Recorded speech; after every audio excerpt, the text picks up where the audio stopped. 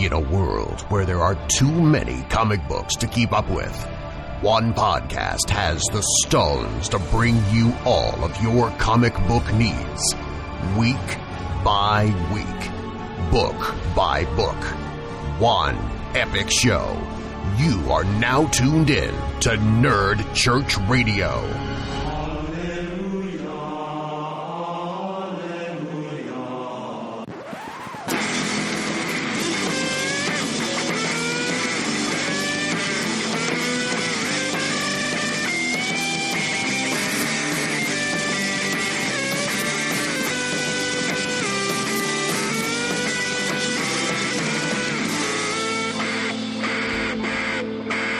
Hello and welcome to NCR Communion episode. I think we're at 8 right now. I don't know. I'm your host Ben Dupay. I'm Noah O'Toole.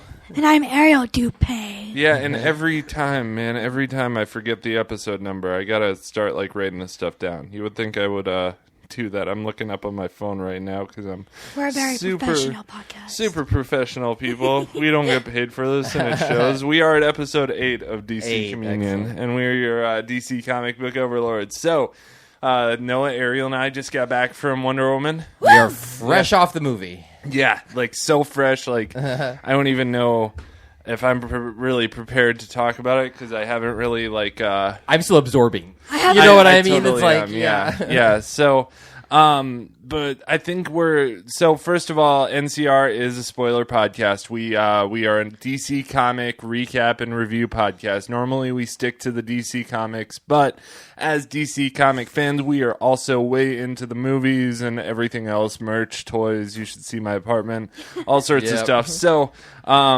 so that being said, we do like to spoil things. However, I think I'm going to do first 10, 15 minutes spoiler free so that if anyone wants to listen to us talk about Wonder Woman and doesn't want to have the spoilers happen for them, we'll give you our thoughts on what happened in the movie. I don't think there's a whole lot that we really can spoil, but there's a few things that could be spoiled, but yeah, we'll definitely give you a warning before we hit spoiler territory with the movie since it's still very, very new to people. So exactly, yeah. So that being said, let's just sort of kick things off and talk about Wonder Woman the movie. First thoughts, go guys. What do you guys think? Well, first thoughts, the pun intended. I mean, it was wonderful. It was really wonderful.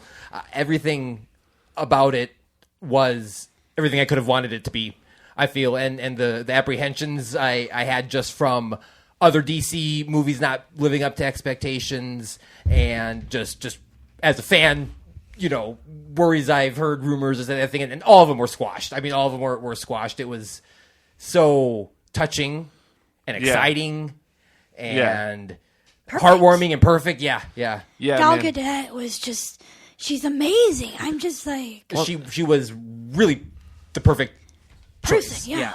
And I think that was a big worry for me going in because we know she's Wonder Woman. We've seen her in one performance, but she hasn't really. It was just a cameo, So it's and I've never really seen Gal Gadot act in anything before that. I think she's famous in Israel, right? Well, yeah, she's. Well, not famous, but she's from Israel, so she of course is famous there, and an Israeli actress.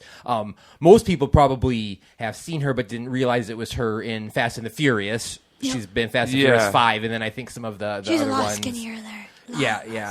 Yeah, so I think the big concern for me was can this actress carry an entire movie, because that's there's leading people, and then Ben Affleck, obviously he can carry a whole movie by himself. Henry Cavill arguably can. Yeah, I don't know how I feel. He's a big enough star, that he. Yeah, but acting chops wise, I think you have to have a certain like Han Solo or Harrison Ford has this way about him that it's he can carry a whole movie by himself just because of his charm and stuff. So we really got a chance, I think, to see Gal Gadot come out of her shell and really act, and yep.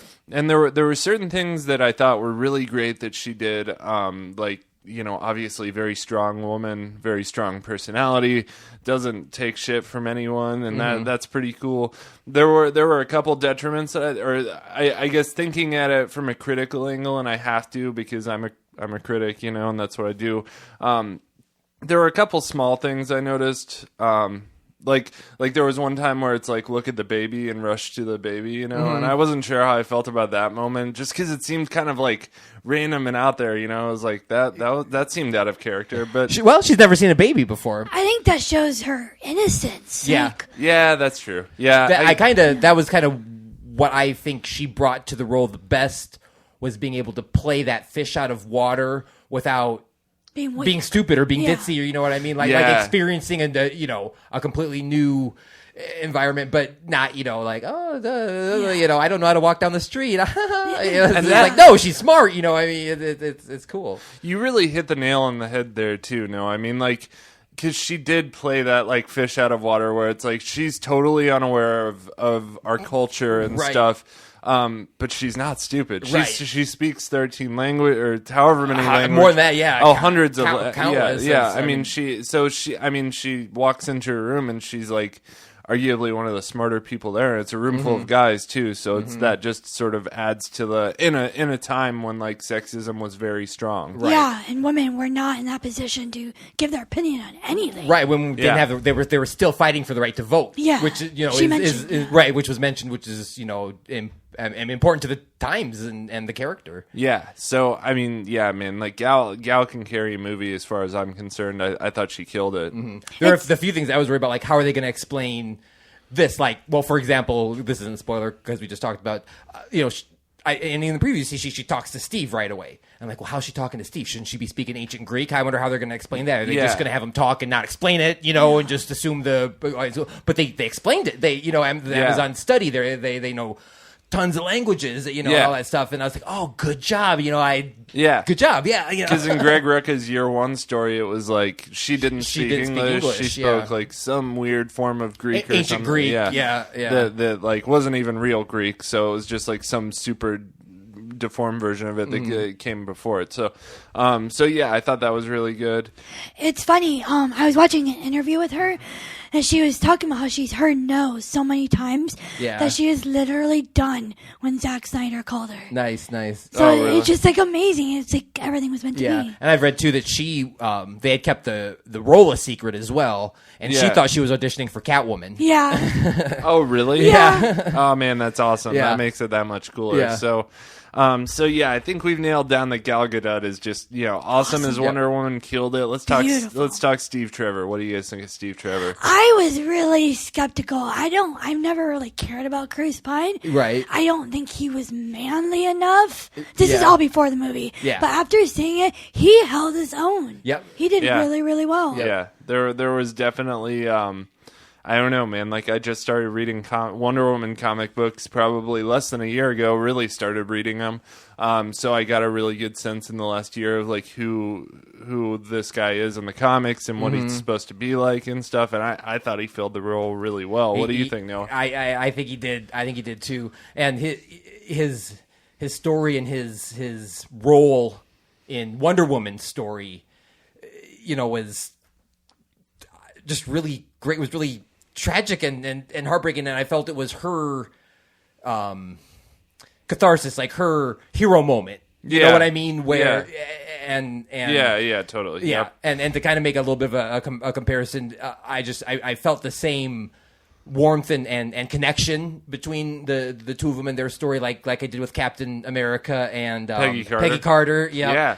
Because I love Peggy Carter and she made me care about Captain America. You know what I mean? Let's talk comparisons on that for a second, because I know like if you compare this superhero movie to any other superhero movie, it's going to be Captain America: The First Avenger, because they're both period pieces that took place during a time before ours. Right. I know Civil War or First Avenger was World War II. This is World War One, but still kind of similar tones in those movies. What do you guys think about like comparing those two movies, and which one did you like better or worse? I know you like Wonder Woman. I obviously definitely liked Wonder Woman better, but to me, there's also a little bit more than like. I also think there's Thor. Oh yeah, mixed in because you really got your mythology. And your whole set, your whole like separate set of mythology with its own rules and its own people and and its own culture, and so I like that it's a combination of the both, because it makes it its own thing. Like, you can't be like, oh, it was just they took the idea from Captain America or they took the idea from Thor's. Like there's elements of all that in all of their stories. Yeah, but and I don't mean to say they took the idea or anything, because I mean, like, honestly, like, those two movies had the same tones. They're both period pieces, but I mean, it's like, it would be like saying, like, Inglourious Bastards was, stealing from Saving Private Ryan. It's just like, obviously they both took place in a war, but other than that, that's all they have in common, really. So,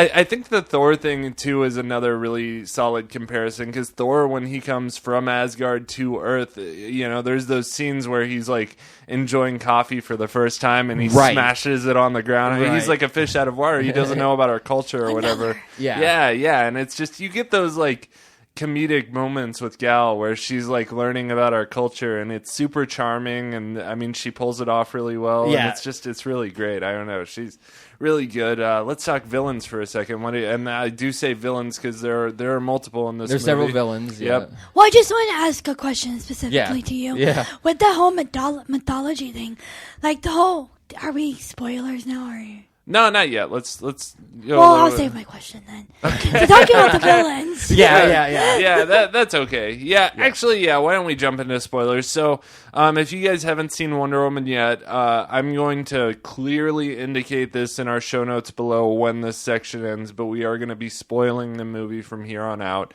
and then we'll be talking about some DC comic books after that. So if you just check in the show notes below, you can skip ahead to when we start the comic books. But if you haven't seen Wonder Woman, I would highly recommend not listening to this segment until you've seen it, because there are some moments in this movie where it's just like, oh man, I'm so glad I didn't have that spoiled for me, So, spoiler alert going forward. All right, what do you got? Okay.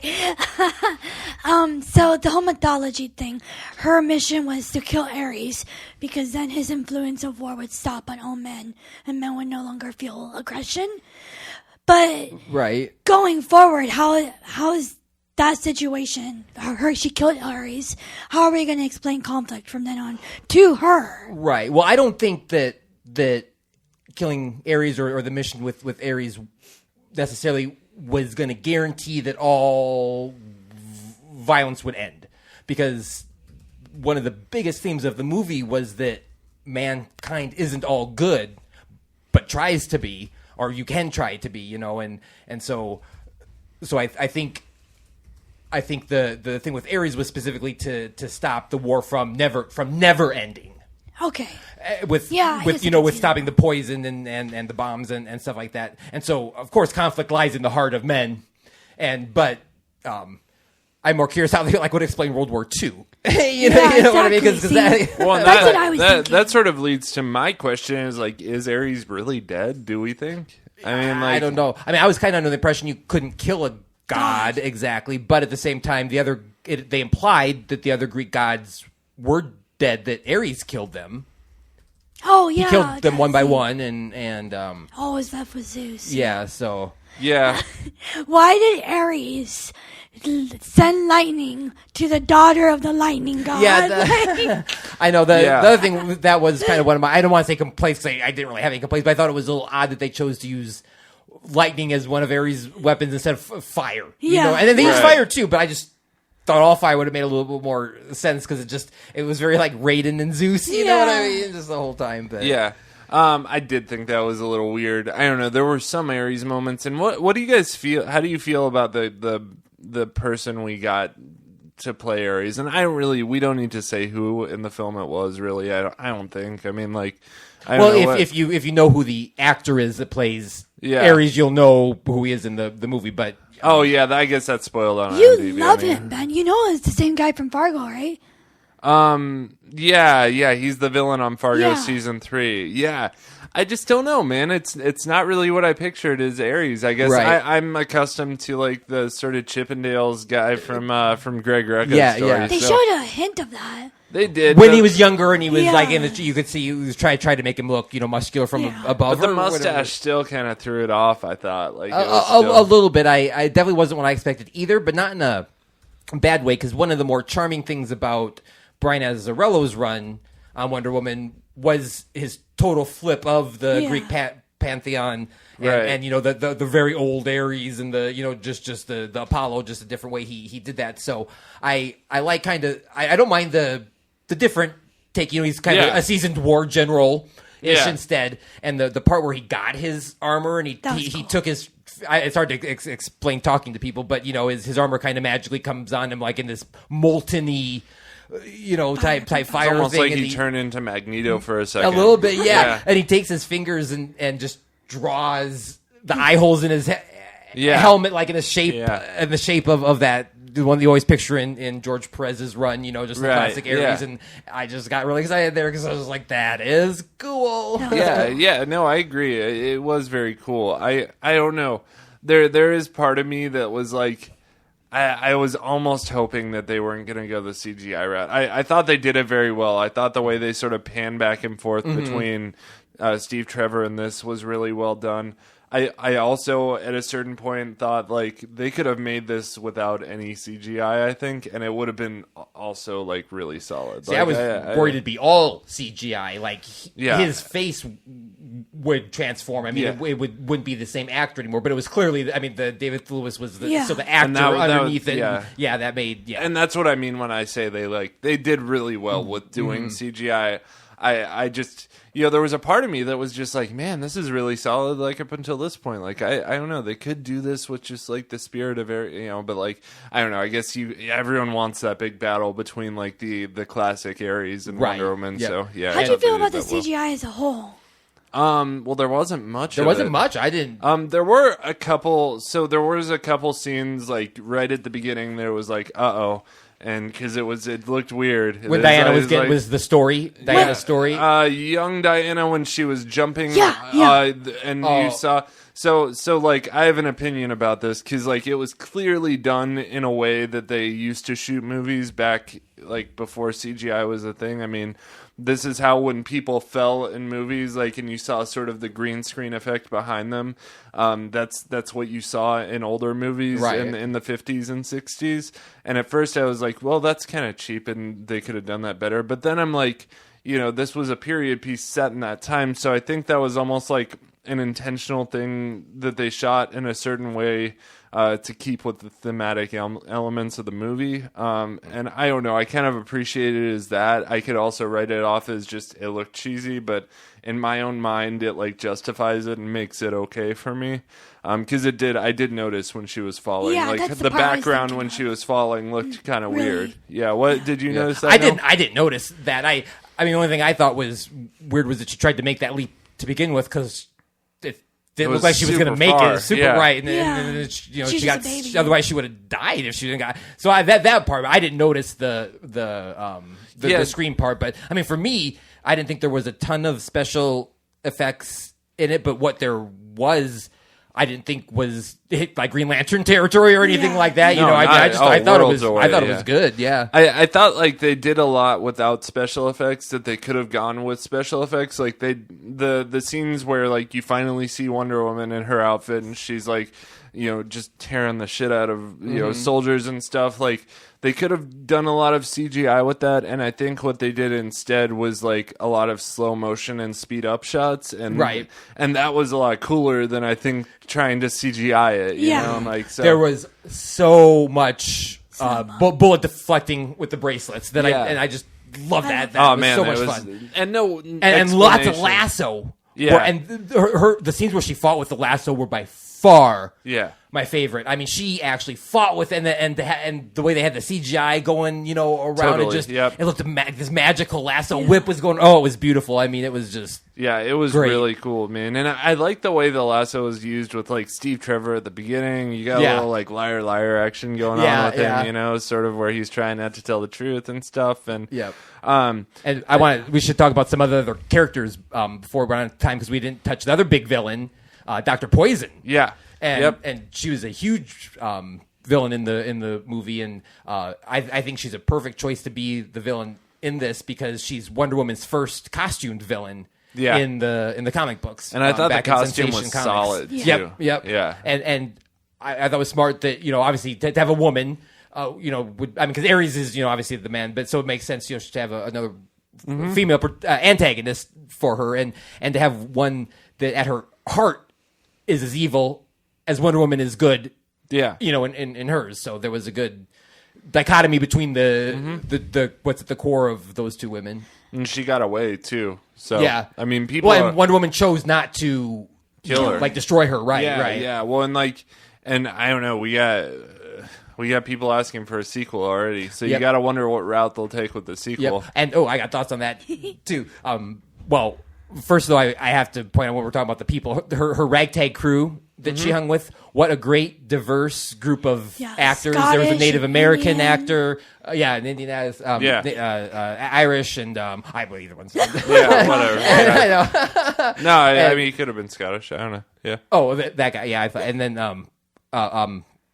what was Saeed? He was like, I don't know. Yeah, he was brown. Indian or Sri Lankan or some Pakistan. I don't know, but that was just that was awesome. It was really diverse in color and also like diverse in personality. Personality, man. They were screw ups, you know, and like they were just like total like ragtag. Yep. That's what it was. And so as far as great. the sequel, I sure have hopes because it's kind of set in a flashback. The beginning and the end are set in modern times, where she's at now, and she's clearly like a curator of a museum or an archaeological type thing. And what a perfect opportunity to introduce Barbara Minerva for the sequel. Yeah. Because she's the archaeologist, Yeah. and that would fit in so good. And that the fans were to pick, what villain do you want next? That the majority of them, right, 90% are going to be like, Cheetah!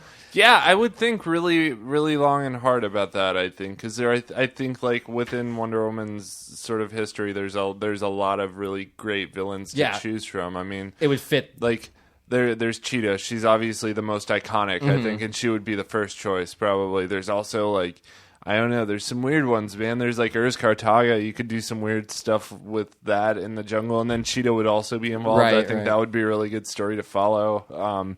I'm kind of too new of a Wonder Woman reader to like go back super far, but I just from my reading of Rucka's run and Azarella's run, I've seen some really cool villains. So. I hope they bring more mythology. Well, I guess they can't because they kind of say. Yeah, what do you mean? Like there was like crazy mythology in this. But they're all dead though. Yeah, that's what I'm saying. For the sequel, I would hope there would be more because I just love it so much. But they can't because they're dead. I mean, Cersei would make a good Cersei would be cool. villain, to fight in the next movie. But then, we're two mythological villains. So I think it'd be cool to do like a Cheetah. God, I'd love a Giganta, but I think that's a little out there. I don't think they'll do that. But I think they might not. Dr. Psycho would be good because he's really misogynistic and crazy, So he'd make a good Dr. Cyber.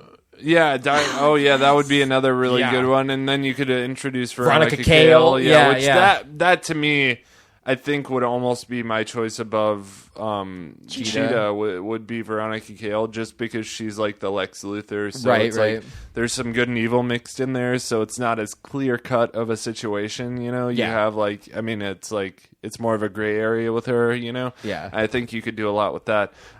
Before we jump onto the books, I do want to mention there were a couple shout outs to comics and to animated movies in this, and the ice cream thing. Like, oh my God, man. Yeah! Can I talk about the ice cream? Yeah, fish? oh yeah. Every time, and it's so funny because the one thing I thought to myself, and I wish I would have said it out loud or had it on recording somewhere. But it's like, I just hope there's not a scene where she's amazed by ice cream and she gets a freaking ice cream cone. Yeah, and it's I know. You should be so proud. And they did it in a good way, in a cute way. So I am totally okay with it. But there's just a history of her just being flabbergasted and in awe of ice cream, and it's like, so you're so smart and just all these other things, and ice cream floors you. Ice cream's cream what does have that brings you. effect on people. I guess it must. Oh man, dude, I don't know what my you're God. talking about, man. Like if I had never had ice cream before, I would freak the F out about it, dude. Like I don't think I would see you for months. No, man, like I love ice cream. Seriously, like because I hated in Justice League War, the animated one, how aggressive she was with that. Yeah.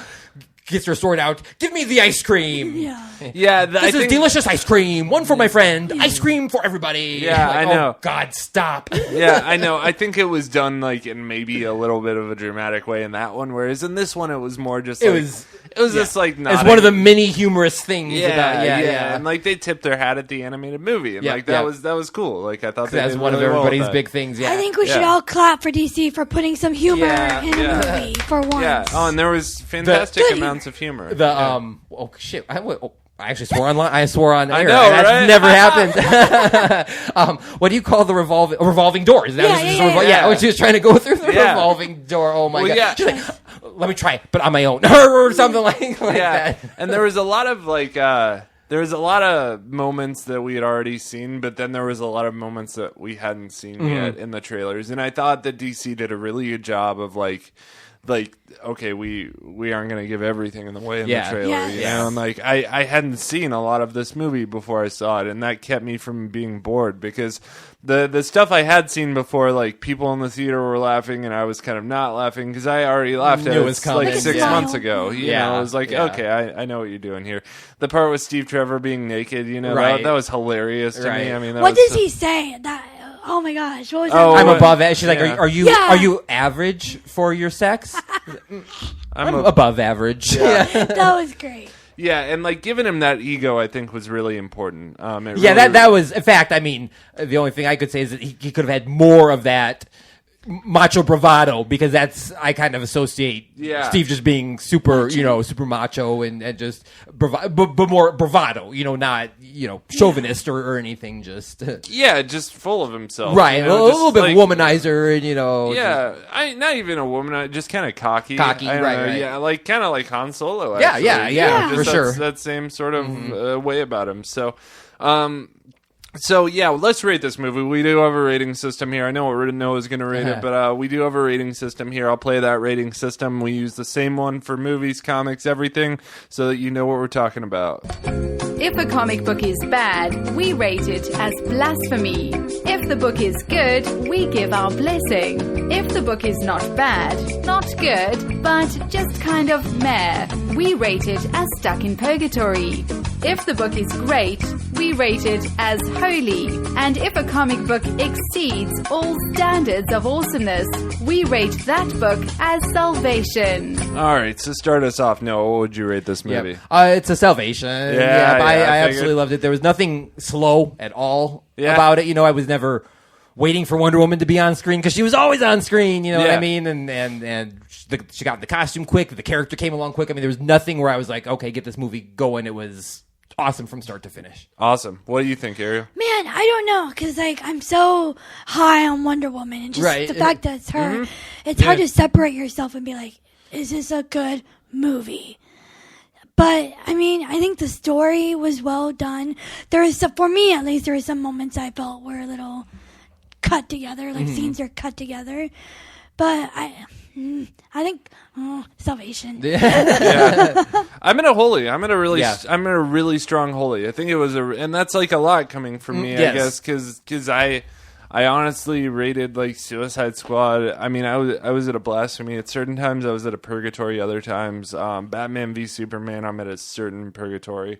I just feel like Man of Steel, I was at a blessing. I feel like everything has just been so like blasé so far from the DC cinematic universe, and to get a film that I guess is rooted in just so many positive social issues, and also have a woman directing it and have it be a really solid story too, and have comedy, and I mean it had almost everything I needed, so it was damn near perfect to me. I really honestly I don't know what else they could have given me. I mean there were just any points I take off for it are minor technical things, but they aren't anything that really took much away from it for me. So I think it was a damn near perfect Wonder Woman movie. I think it's like, for it being the first Wonder Woman movie we got, probably nothing more that we could have asked for from it. So Going forward, do you think this is gonna affect how other DC movies, or are we still going to get like a crap show? Or I don't know. I hope so. I try to stay optimistic, and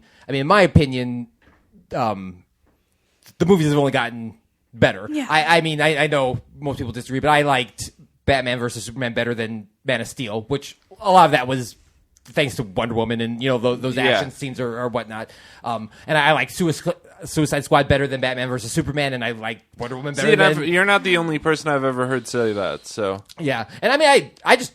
I thought Suicide Squad was good. I liked it. So, and so I hope Justice League is as good or better. I don't know if it'll be better, but it's got to be at least as good as they've got high Wonder expectations Woman. now. Honestly, like I don't really know if a lot of it can be blamed on Zack Snyder, because I think a lot of it can be blamed on Warner Brothers and how they manage their Too many stuff cooks over in the there. kitchen type. Exactly, man. Yeah, they got we've seen a positive result now from doing a singular origin story, and when Justice League comes around, people are going to feel more attached to her because they've seen like her in the very early stages.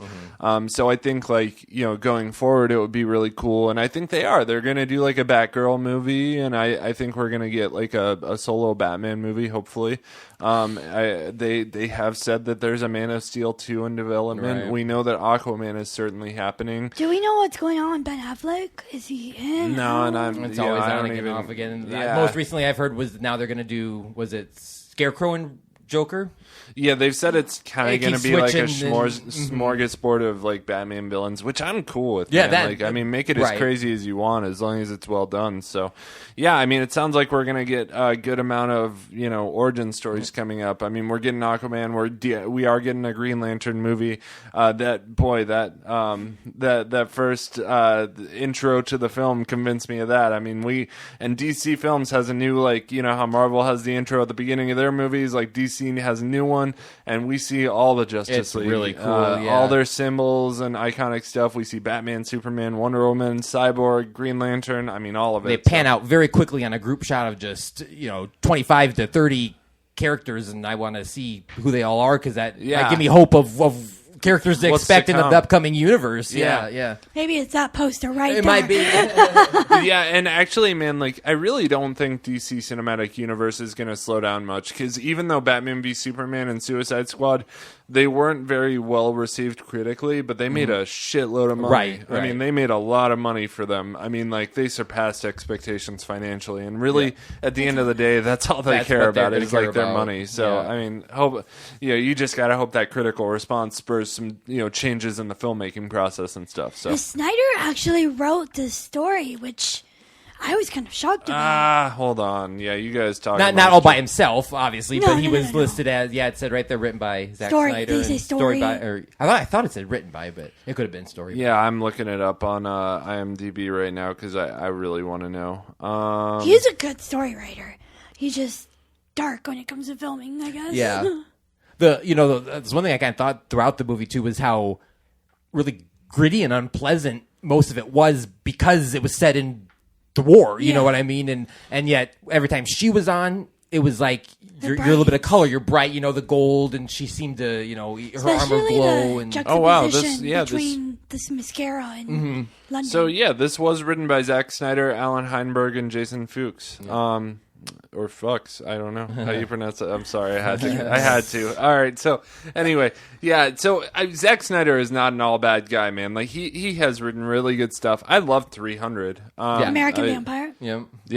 Very good. No, you're thinking Scott Snyder. I'm talking Zack Snyder.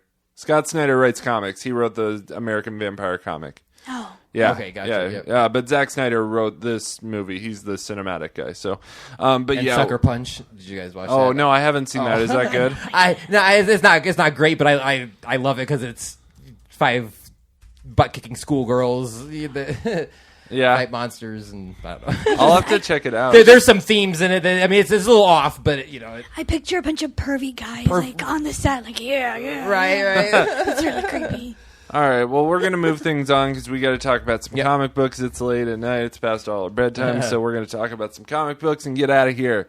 I'm going to kick things off with The Flash number 23, The Color of Fear Part 1. Story on this one's by Joshua Williamson, and art is by Carmine Di Giandomenico. So the button's over, and Barry Allen is driving himself crazy, searching Eobert Thawne's body for clues. He's interrupted by a surprise birthday party that the whole the whole gang in Central City threw for him. Even Hal Jordan shows up to help him celebrate, but the festivities are interrupted by some jerk named Multiplex who can make unlimited duplicates of himself. Multiplex is totally creeping on his ex-girlfriend and trying to make her love him, villain style. It ends up in a huge brawl between the Green Lantern, Flash, and Multiplex.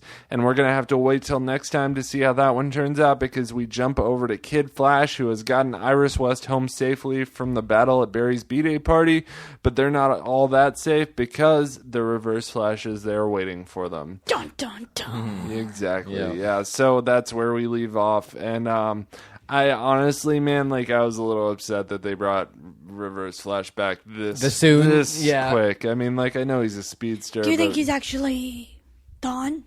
Or yeah, I do. Yeah, I do. It kind of negates all the stuff that happened in the button. It does. But I mean, it takes away some of the impact.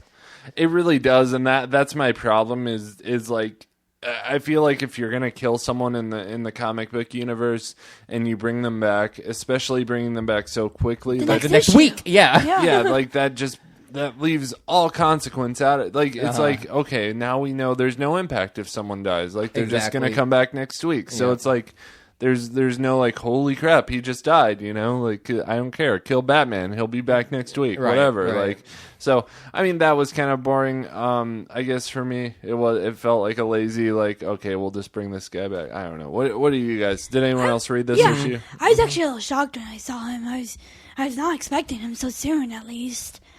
Travis was. He really? Yeah, he was like, they're going to bring him back quick. I really want to know about Jay Garrick. Like, that's who I want. Right. I think we're going to see that come out in a JLA book. You don't think it's going to come in Flash at all? Or I'm sorry, a JSA book. It's because it's going to come out with it's the old man who's like in Arkham and standing on the roof yelling for the Thunderbolt, or Johnny Quick. No, Johnny Thunder. Johnny Thunder, yeah. I think there's been a lot of people that have talked about there's going to be some connection between Johnny Thunder and Jay Garrick and the JSA. So I don't know. He could come back in a Flash book, but I think a lot of people are wanting it in a JSA book. So what do you think, Noah? Yeah, it was okay. I liked Multiplex because I remember him from the TV show. Yeah, when he fought him in the TV show and stuff like that. So it's fun. Seeing them fight characters that you like and villains you're familiar with, but I was kind of on the same with you. I'm like, okay, am I surprised that Reverse Flash is back, or am I disappointed that Reverse Flash is back? You know, it was a little bit of both. So overall, for me, it was good. The art was good, but I will say, like, one of my favorite things about the really older comics is Hal and Barry's friendship. Yeah. And it's really kind of cool to see that again. I like them as buddies. Yeah. That Romance. Is a cool relationship. So, Multiplex was cool. There was a pretty cool page of like all these like duplicates of Multiplex, like almost like just a whole swarm of hundreds of them, about to pounce on. And like I'm stoked to see the fight between those guys. I wonder how many parts this is going to be or whatever. It was kind of annoying how he was like, oh, should I tell Iris? Should I not? I'm so worried about everyone in my life. Like, we've seen that story so much. But that's the thing about The Flash is it's always kind of a soap opera. I mean, that's just like, it's character drama. Like, love quarrels between him and Iris. But she's going to find out soon. Like, it always happens the same. Right. Yeah. She finds out, like, just how Wally found out. Yeah. Yeah. And then they'll be fighting for a little bit, and then she'll forgive him. Yeah. It's just a cycle. I got you, Josh. Yeah. I know what's coming. Yeah. It's all about how you write it, though. I think, like, if you can write an interesting story to sort of weave that around or whatever. So, overall, though, I enjoyed myself pretty much on this one. It was pretty fun, so I gave it a blessing. How about you guys? I gave it a blessing. Blessing. Cool. All right, we'll move things on. Noah, why don't you talk about one of your books? All right, let's jump right into Wonder Woman, because we had the Wonder Woman annual to go along with the movie. We actually probably should have let off with that one, but that's all right. Hindsight's 20/20, right? All right, so we got the Wonder Woman annual.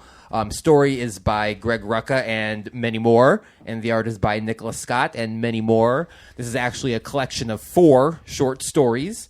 The most notable is probably the first, which is written by Greg Rucka, and the art is by Nicholas Scott.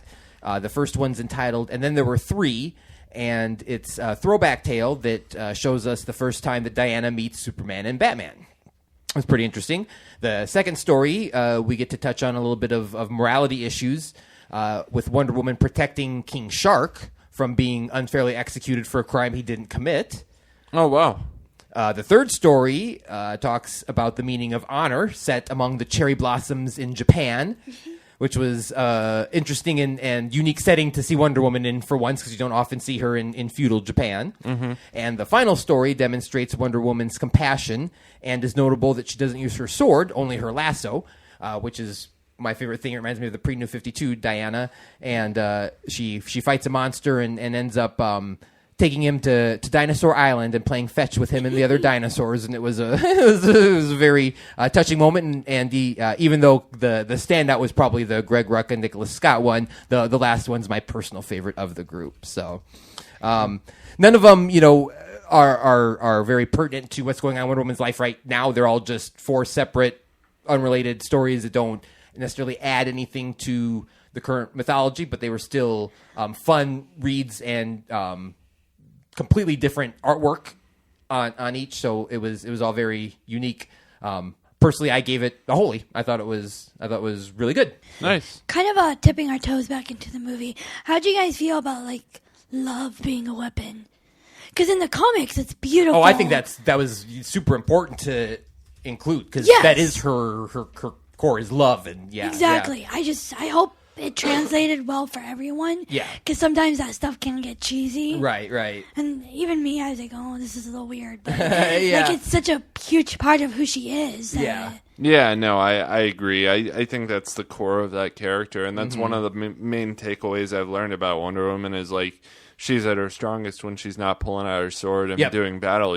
She's at her strongest when she's solving things with her words or with the truth. With her heart, So, that to me is the best. There's one moment in these stories that really got to me. It was when Batman was like, we all held the rope. She saw what was in our hearts, and we saw what was in hers. Yeah. We have a lot of catching up to do. I almost teared up. Yeah. That was beautiful. Yeah. Holy. Okay, I'm done. Sorry. Yeah. Awesome. Very cool.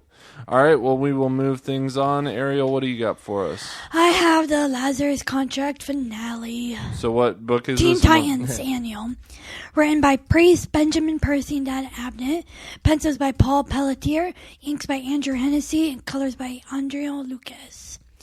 So a lot happened. We get a little flashback of Grant and how he kind of became seduced by Hive. And even though he was unsure, they used him as a weapon and ended up being his death. So Deathstroke keeps going back in time to try to get this one-on-one talk with his son, and ends up losing his temper every time and smacking Grant. He's like, oh, well, better try again. Yeah. It was just really silly. Yeah, it was kind of come on, man. Just go back further. I don't know. Why does he even... I don't know. I don't either. Then we see the Titans and the big boy Titans scrambling to figure out how to figure this out. And they leave behind Wally and Aqualad. Yep. Just whatever. Well, they leave behind Wally on purpose. Yeah, and Aqualad's new to the group, so that I guess I'll buy that. You forgot about him or whatever. I don't know. You're supposed to be this covert super team, and you forgot about someone. I don't know, but hey, whatever. Damien. Yeah. And then what a dick. He really is. He's the one that should have been named Richard. Yeah. And then they do this thing where they follow Deathstroke's steps in order to get into the time stream with him, kind of.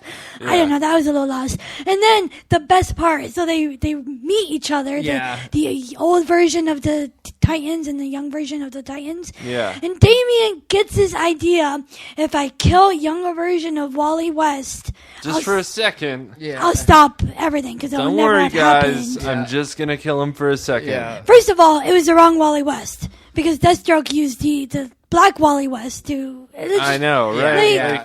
You got the wrong dude. Anyways, so it works. Yeah. It disrupts the timeline and puts everyone back to place. Except for what it does to Wally in the end. Well, Deathstroke's like, I'm done. I quit, you guys. No, I know. I'm talking about and then Wally West now has heart problems and can no longer be the Flash. And it looks like at the end he's committing suicide. Either the doc tells him you can't be the Flash anymore. You have a pacemaker in your heart, so you will die if you continue running at the speed of light.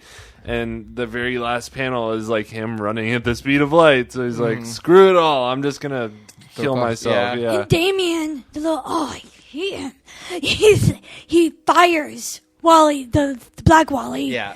I know, and everyone else is standing there with this look of like awe and shock on their face. It's just, And Damien doesn't even get in trouble for killing Wally. They're like, hey, don't do that. Yeah. Oh, you guys, I'll be fine. Like, oh my gosh. Yeah. So from what I got from this is Priest wrote the story on this one. I think he hates all superheroes except Deathstroke. The way he wrote all these characters, there was even a moment where when Jericho runs in after Deathstroke, they're all like, good, they'll be lost forever.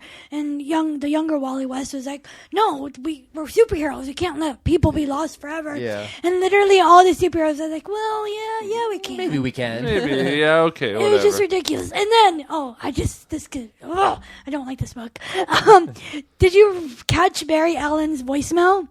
No. It says, hey, it's Barry Allen, blah, blah, blah. Yeah. I'll get back to you in a flash. I thought that was funny. It's not funny. I would call It's a him little on the and be nose. like, oh my God, is he the Flash? Right. But, like, I mean, how's anyone... Like, it's not... This isn't a Bruce Wayne and Batman situation where it's obviously him and you just can't prove it. Like, the Flash is fast enough that no one really even suspects who he is because... I mean, it's like, how do you even catch him? You know? So I don't know. I thought that was kind of funny. I laughed at that. That made me chuckle. I did like these last few pages that were drawn by Brett Booth, though. His art's just so good, man. I love the art in Titans. It's just always like the anatomy is always so cool, and even like I can't imagine how anyone couldn't stop and appreciate the artwork that Brett Booth does. Yeah. It's just so that last page is just so cool. The art of the whole book was well done. Yeah. I mean, Titans always seems to have good art. yeah. It's just too bad the story's such a convoluted mess that it's hard to follow. Well, Titans? Yeah. I like Or Titans. Teen Titans. Oh, Yeah, Teen Titans. yeah. Yeah. And that's This the annual thing. specifically. That's the thing is like normally I like Teen Titans too. It's just I think that this event book is just something that wasn't organized very well. Yeah, I don't They know. had 3 different writers on it, writers. and it was I think it was 4 issues total. Is that what we had? Yeah, I'm because not sure. it couldn't have been more than 1 issue for every story, and then this 4th annual. So I mean, we have 3 writers for 4 issues. We have God knows how many artists. You know, I mean, it's just a mess. So yeah. Hey, I see you keep turning me up and down. Are you getting annoyed with me? No, we don't have pop filters on, so when you talk louder, I have to. Sorry. Yeah, you guys just ignore what I'm doing on the soundboard, see? Like, because otherwise, then I have to do more stuff if you're not ignoring it. So yeah, Okay, so, there's a lot of game changers that have been put into motion, and I think the whole point of this arc was that we're going to now get Wally West has heart problems. I think that's going to play some kind of role. Deathstroke is obviously going to start his own team, which I don't know how that's going to come about because he just quit. yeah, but it's gonna be like his own Teen Titans that they've announced or whatever. Yeah. Like, or that's what the solicit said Right, anyway. It was right. like a picture of him and a group of teens, and they were all in these cheesy Power white. Girl yeah. and oh, Power Girl is in it. the Black Power Girl, the new Power Girl. Oh, okay, cool. Okay, And Jericho and Okay, Rose cool. and Scavenger or what's Ra- his name? Rabbit, Ravager. Yeah, Ravager. Yeah, okay. So, I don't know. I go back and forth between Blessing and Purgatory. What do you think? I'm honestly. What do you think, Noah? 'Cause I don't was wanna with be you. negative. I went back and forth between it, and ultimately there were enough fun moments like the seeing the 2 sets of them in the time stream and honestly the art. So I tipped towards the Blessing. Yeah. On me. So, I hate to be so negative because I know I'm it's always not. a shining ray of positivity, but I will say that. So I'm giving this book a purgatory, but it did do some positive things. It got me to start reading Deathstroke. I'm going to be on board for Deathstroke now. this issue, I think I gave a blessing. It's just like the whole 4-issue run, I think, was executed poorly, so I gave that a purgatory. Mm-hmm. I think this issue had a couple moments in it that were fun enough that I was like, okay, this is all right. I like it. So yeah, I don't know. This issue is a blessing, otherwise a purgatory. I don't really think this whole story arc was something that, unless you read the Lazarus Contract way back in the day, and then it's a nostalgia thing for you. Right? Yeah. So I think you hit it right in the nose. I think there's too many writers on this. Yeah. Yep. So we will move things on to our final book of the evening. You got Trinity. And that's Trinity Annual, story by Rob Williams and art by Gillum March. This one's called Tied Together. The Trinity Annual finally picks up where Trinity number 7 left off, which, if you listen to that episode, I was very, very happy with. I loved it, so I've been waiting for this for a long time. I know. When I saw like the first couple pages of this, I was like, Noah's going to be so happy about this. Exactly. We have the unholy Trinity of Lex Luthor, Cersei, and Ra's al Ghul. They discovered... In Trinity 7, this is what happened, just for some context. They discovered this evil called the Pandora Pits, and they seek to destroy the Trinity of Superman, Wonder Woman, and Batman in order to fulfill an ancient prophecy. So this one gets started, and we find out shortly after the events of Trinity number 7, Lex Luthor abandons his place with the unholy Trinity, leaving a opening beside Cersei and Raj. Meanwhile, Jason Blood has found himself mysteriously summoned to the Pandora Pits as well. He spots a disturbing mural depicting the Trinity being devoured by demons and sends a magical snapshot to warn the heroes. Immediately after that, Jason's attacked by the League of Assassins, who are still standing guard over the Pandora Pits. "Gone, gone, O form of man," Jason says. "And rise the demon Etrigan." I love it, too. I was so happy to see Etrigan. Me too. And with that rhyming verse, Jason Blood transforms into the ancient demon warrior Etrigan and lays waste to the League of Assassins. Cersei invites Etrigan to join their unholy trinity in Lex's place, but he refuses, and is instead injured when Ra's attacks. When the blood of Etrigan touches the Pandora Pits, all hell literally breaks loose, as Jason Blood is finally separated from Etrigan thanks to the dark magic of the pits. Now free to wreak havoc unhindered, Etrigan attacks Greece, but quickly finds himself locked in a battle with Superman, Wonder Woman, and Batman. The Trinity is able to convince Jason Blood to become one with Etrigan, and with the power of fate tying the Trinity together, they're able to bind Etrigan and return him to his dual form with Jason Blood. Cersei, Ra's, and the Pandora Pits retreat. Cersei adds yet another layer to the fate that weaves the lives of the Trinity with the unholy Trinity, and that's the Dark Trinity. That's right, the story ends with Bizarro, Artemis, and Red Hood standing before Cersei and Ra's, a trinity of trinities. I was like, holy shit, this is awesome. Not the end. No, and that was like just capped it off for me. Yeah. I was like, man, we got Etrigan the demon in the mix. We got the actual Trinity. We got Ra's and Cersei, and then it's like, oh man, those three show up. I'm at. Yeah, Etrigan was just like the icing on the cake. There's just something about the Trinity and those takes on them that I love so much. I don't know. And with Red Hood being one of my favorite books to have their guest appearance at the end, I can't wait. My only thing is I hope we don't have to wait longer for the story to pick up again. Well, it's just that's the other thing. Choppy. I'm a little upset that they put such a cool story in an annual because a lot of people skip out on buying those. Yeah. Like I know when I bought comics, I typically didn't buy annuals. Like I just wait till the next issue. Yeah. Because everyone they're a feels little bit like, extra expensive. Yeah. They cost more money, and they usually don't continue the current story you're reading in their series. Yeah, They're this one was one-offs. $5, so you pay an extra $2 for Right. it. I will say though, for that extra $2, you get it's 40 pages, so you Right. get a little more comic and I think a little extra awesomeness compared to what the Trinity has been. The Trinity book before Right, this. absolutely. I mean, like the this, Trinity books hit and miss. To be honest, it's just they tell these different stories, and some of them are good and some of them are bad. Yep. And some of them just appeal to you, and like this one with the Trinity versus the Unholy Trinity really appeals to me, and it's like, oh gosh, do more stories like that. That's what I want to read Right. about Trinity, because I think sometimes they fall in and get written like the Justice League. Yeah. And it's like, don't write them like the Justice League, write them like the Trinity. There should be a difference. Very, very with different them. thing, yeah. But I got to say, my favorite part is Gillum March's art. because I love Gilliam March, and he's not exactly everybody's favorite artist. He is known for drawing sexy women, and I'll never forget when DC was doing this anniversary thing. I can't remember, zero episode or issue 0 or something. I don't know what, but all the covers had the heroes like popping out of the cover. And so it was kind of like a head down, like a forward facing type thing. And most of them were really good. Well, Gilliam March drew the Catwoman one, and he managed to have her popping out of the comic book cover while seeing all of her cleavage and all of her butt.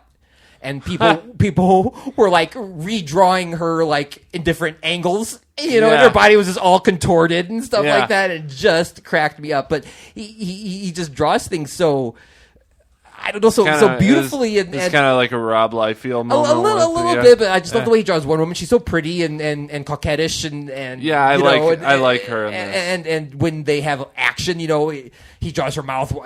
They're angry and stuff. But there's just scenes. Also, there's like one of like the three of them all swinging into action.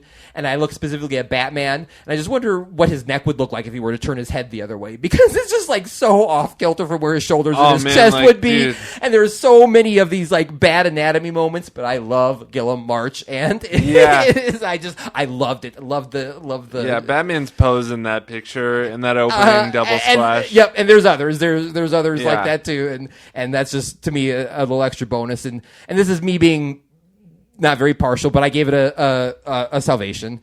I'm at a very high holy on this one. I really enjoyed this. I should have taken points off for Gilliam March's art, but I added points to it instead. Yeah. That's just me. So, what do you guys think about the whole? I want to kill them, so I'm going to save them so that I can kill them later. I don't know. I mean, like I don't know. I guess I didn't even. I read. Are you talking Cersei and Roz? Yeah, yeah. I think like her thing is that they want a third, because the prophecy that's what I got out of it. That the prophecy requires a Trinity, and so with Lex out, it threw a hole in their plan, and they couldn't finish him off right. Because what I got was like they wanted to sacrifice themselves so that Etrigan could become himself again. But Cersei was like, no, we want to be the ones that take down the Trinity. Right. So I'm going to do some stuff so they don't actually die. Oh, yeah. That way we can get them later. Yeah. That was, I don't know, that kind of... I still give it a holy. Yeah. That just I kind of just rolled my eyes. Yeah, because I thought she was... That was kind of a little hard to understand. I thought she was like providing some magical power to help Etrigan, or help Etrigan be powerful, like, or whatever, and then they were still able to bind him. Her Cersei's thing was like, if anyone takes you, Diana, it will be me, or else what meaning does this endlessness have? Yeah, this endless life have? So it's basically Cersei's just like so wrapped up in like she wants to be the one to kill, and that's how big of a relationship she has with Wonder Woman, that she doesn't want. And I actually really hope we get a little bit more explanation on that, because so far the only thing we know about Cersei is what we've read in Rucka's review, where Veronica Cale summons her, and we still get the same redheaded Cersei, even though she was a little bit more plain clothed in the thing, and she's more sorceress in this. But I'm curious what happened in between Wonder Woman and the Trinity that's caused Cersei to have such a direct hatred towards Wonder Woman. So I hope we maybe get that in issue 25 of Rucka's story, but maybe. We'll see. He's got a lot of loose ends to tie up. So that's all the time we got for tonight, though, guys. Thanks for listening. If you want to find our written reviews online, they're at nerdchurchradio.com. If you want to help us keep the lights on, we're on Patreon at patreon.com/nerdchurchradio. We do exclusive content and all sorts of extra stuff for you guys. And if you want to find us on social media, we're at Nerd Church Radio. I am personally on Twitter at IndieComicBen. Noah, where can we find you? And you can find me on almost all social media sites at Noah O'Toole. And Ariel. Ariel the Oracle on Twitter. Awesome, and that's all we got for you guys. Have a good night. Peace Bye. out.